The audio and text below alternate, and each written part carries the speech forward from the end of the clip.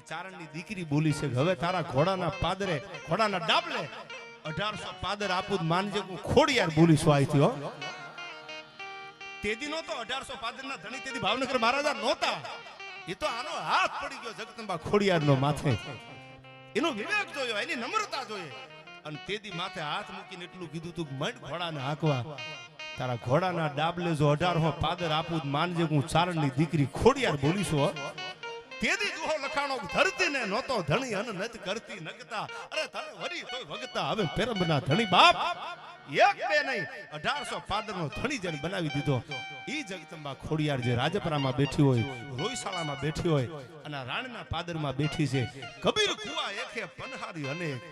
બર્તન સભી કે ન્યારે ભય પાણી સભી में एक ક્યાંક તાંબાનું બેડું હોય ક્યાંક પિત્તળનું હોય ક્યાંક પ્લાસ્ટિકનું કદાચ હોય ક્યાંક સ્ટીલનું હોય